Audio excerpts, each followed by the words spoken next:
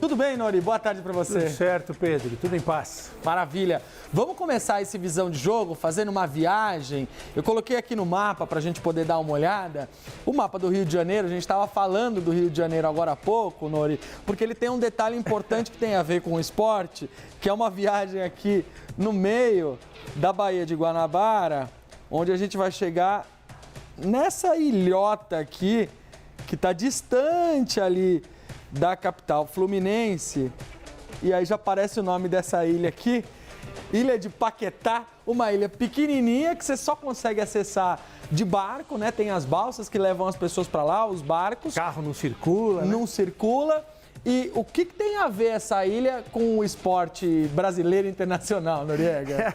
Tem a história do Lucas Paquetá, cujo apelido tem a ver com a ilha de Paquetá, que ficou famosa por causa daquele romance A Moreninha, né? É verdade. Tempos que a gente mais leu na escola, né? Que a gente tinha que ler na escola. O Lucas Paquetá está sendo acusado de fraude na Inglaterra, de forçar cartões amarelos para que pessoas que fizeram apostas, inclusive na própria ilha de Paquetá, segundo aquele jornal inglês, aquele tabloide inglês do The Sun, a acusação é pesada para o Paquetá, que ele teria favorecido pessoas. De que forma, Pedro? Forçando cartões amarelos em alguns jogos do campeonato inglês para que pessoas ganhassem dinheiro. É uma história que eu, sinceramente, não consigo engolir até agora, pelas diferenças de valores, né? Fala-se em torno de 670 mil reais. Apostas de 7 dólares, 7 né? dólares, e ele ganha muito mais do que isso por semana na Inglaterra. Mesmo assim, ele corre um risco muito sério de ser punido. A defesa do Paquetá tinha até segunda-feira para apresentar os seus argumentos. Eles pediram um adiamento desse prazo, porque o processo tem mais de 2.000 páginas. Caramba! Esse adiamento foi concedido pela federação, pelo comitê que representa, na verdade, a Federação de Futebol da Inglaterra.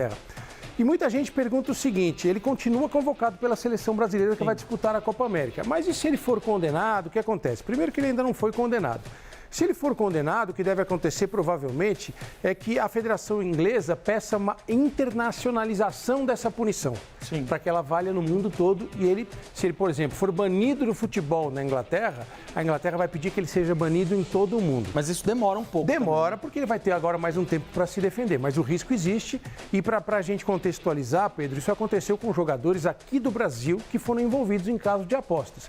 Eles foram condenados no Brasil, mas a Confederação Brasileira de Futebol pediu que a condenação fosse internacional, valesse para o mundo inteiro. É uma história realmente muito, muito estranha, porque a denúncia do caso foi feita pela empresa de apostas que patrocina o time dele, o West Ham.